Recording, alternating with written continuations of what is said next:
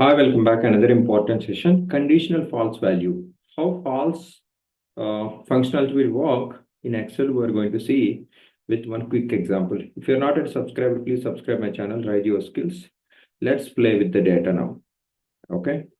So if you come here in Excel, you can able to find the name of the fruit basically.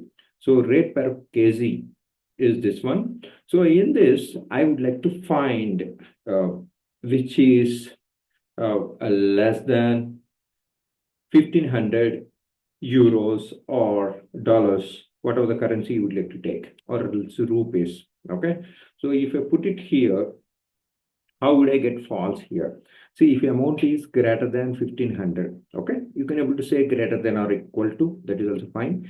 For that, to getting the false, we're using the if function. Okay. If starts, what is the logical test? Okay. So this cell is greater than or equal to $1,500. Okay. So then you have to return true or else you have to return false. Okay. So let's check this. So 1000 is not greater than 1,500. So that's why false. Let's try to pull the same thing for other rows also. So 2000 is greater than 500. That's why true. 500 again less than. 800 again less than. That's why these two are false. And 3000 greater than 1500. This is true. 700 less than 1500. So false.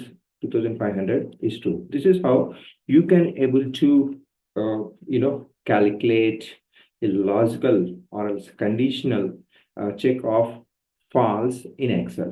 You can able to applicable the same example for your real-time work also. Okay.